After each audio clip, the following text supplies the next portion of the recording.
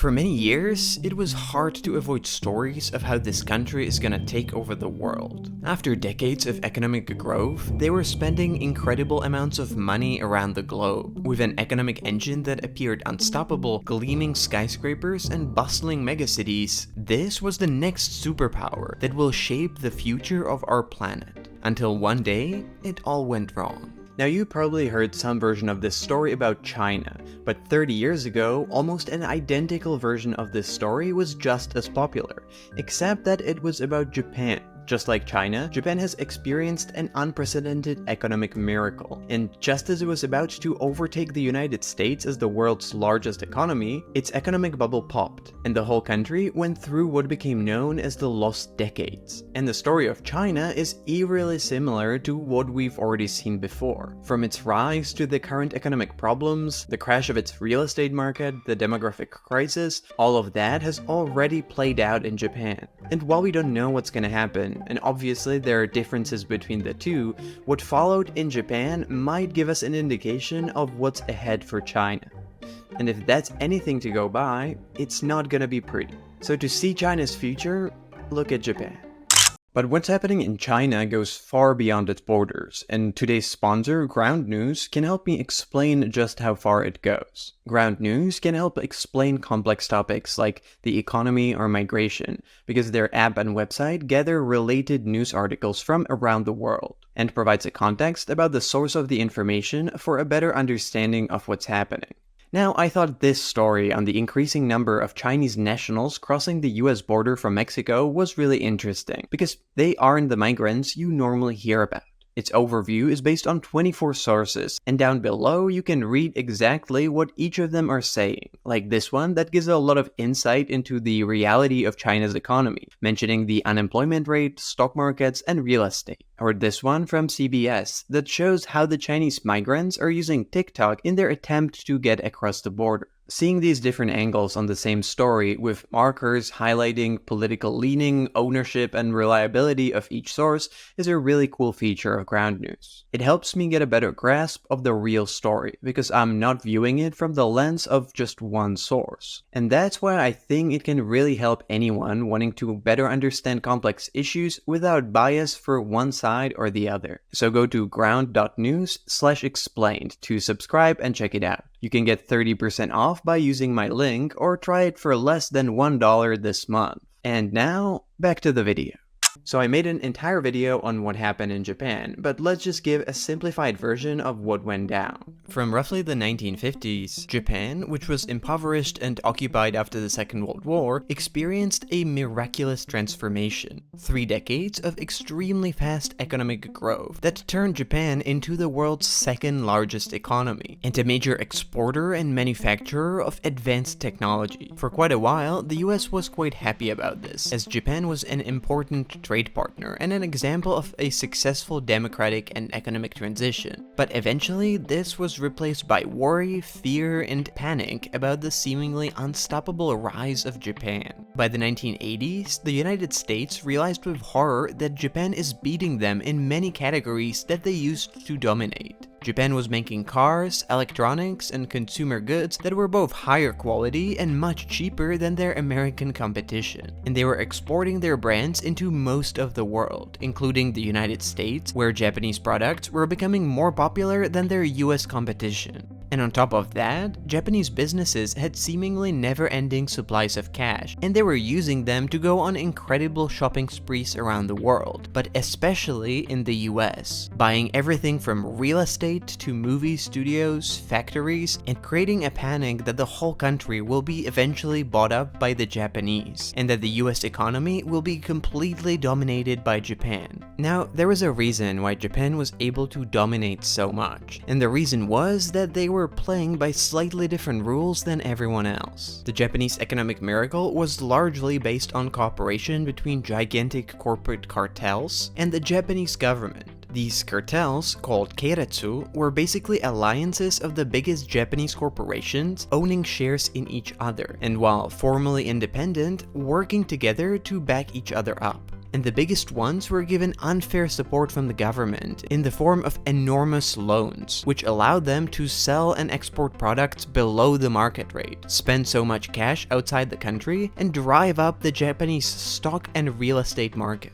But in the early 1980s, the bubble of artificially inflated Japanese economy popped. And within a few years, it all kind of fell apart, as the economic miracle turned out to be not entirely real. The inflated stock and real estate markets have collapsed, and a large part of the economy was revealed to be filled with zombie companies that would have gone bankrupt years ago if it weren't for the never-ending supply of cheap money. And the 3 decades of growth were followed with 3 decades of stagnation that became known in Japan as the lost decades. And the people, unlucky enough to start their adult careers in this period, became known as the lost generations. And the crazy thing is that this could basically describe the story of China as well, and the similarities between the two are almost hard to believe. Just like Japan, China experienced 3 decades of extremely fast economic growth, becoming a major manufacturer and creating its own domestic brands of cars, electronics, and consumer goods, and successfully exporting them into markets all over the world. Just like Japan, it started spending enormous amounts of money investing all over the world, fueled by financial backing from its government.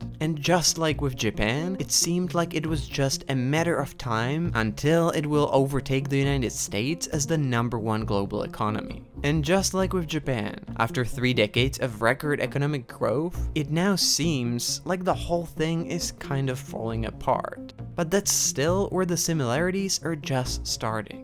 One of the reasons why the Japanese economy was able to grow for so long was because it was flushed by a constant stream of money from the government. And as a matter of fact, that's exactly why China's economy has been able to grow for so long as well. A significant part of the growth of the Chinese GDP in the past 2 decades has been only possible because of mass state investments into infrastructure and real estate. And whenever the economy slowed down, the Chinese government just pumped even more money into the economy and built even more highways and real estate. But at some point this stopped working as well as it used to, and meanwhile the level of debt in the Chinese economy grew at an exponential pace. And when the Chinese government started to regulate the level of debt, its property market collapsed, while the pace of the Chinese growth significantly slowed down, which is once again very similar to what happened in Japan. But does that mean that China's future will follow the Japanese trajectory?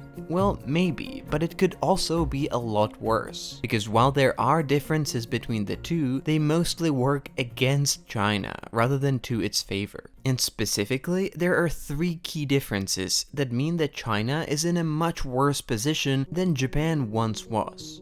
First, when Japan's economic bubble collapsed in the mid-1990s, Japan was already a very highly developed economy. In fact, it was one of the wealthiest countries at the time, with GDP per capita almost 50% higher than that of the United States, and very high quality of life and standard of living. The crisis came when Japan was well ahead of everyone else, which is why it's still the 3rd largest economy, even though it actually shrank since the 1990s. China, on the other hand, is in a completely different position. Although it managed to lift hundreds of millions of people out of poverty, it's still a middle-income economy, with GDP per capita at a similar level as Mexico. If its economy were to significantly slow down at this moment, it would be in a much worse position than Japan was 30 years ago, even if the slowdown was nearly not as bad as in Japan.